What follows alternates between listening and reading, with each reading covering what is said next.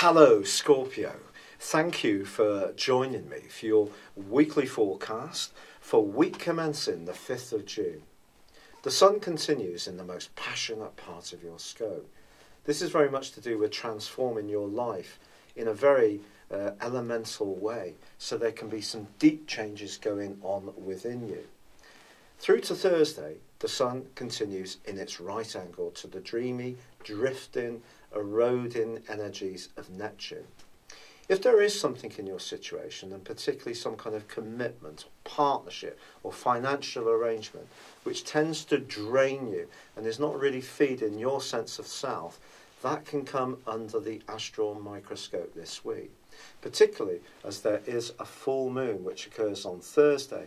So if you're contributing either in terms of your commitment, your desire, just good deeds or hard cash more than the person you're linked up to, that can cause some resentment and you may want to make some changes.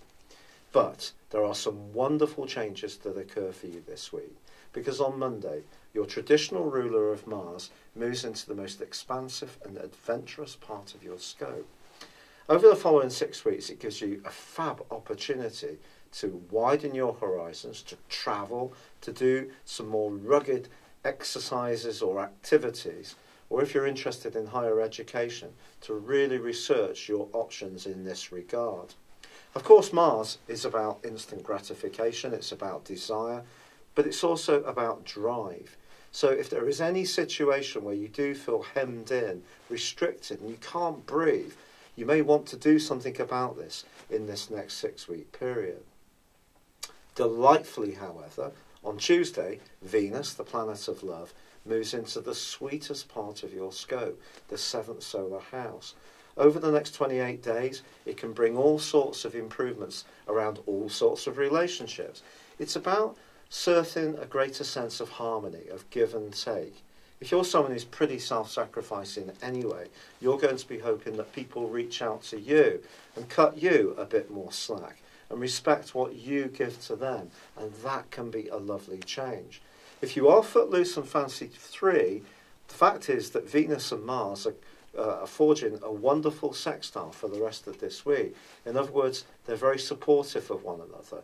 So your more physical drives and more masculine drives can knit together well with the more sympathetic and relating side of your nature. Now on Wednesday, Mercury is also going to be moving, but it moves out of your sector of relating into a deeper part of your situation.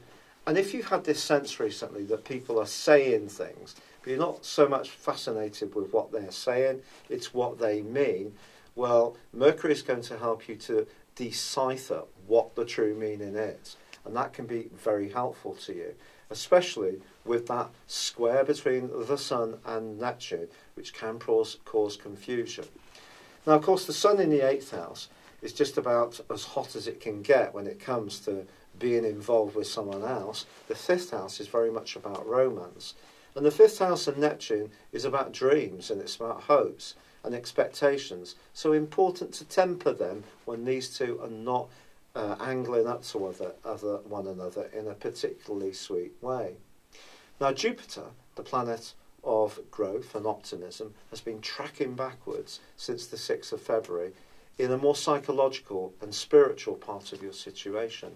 Since then you may have done an awful lot of thinking, reading, learning, absorbing information, looking at life in different ways. But it has been in an obtuse angle with Neptune itself. And in some ways, perhaps your desire to realise your hopes, either creatively, socially or romantically, have been sacrificed by the sensitive phase you've gone through and the information you've been learning, absorbing and processing. Unfortunately, that aspect is going to continue, but with Jupiter going forwards, I think it's preparing you for the 11th of October when it moves into your zodiac sign, and that's going to be a key moment.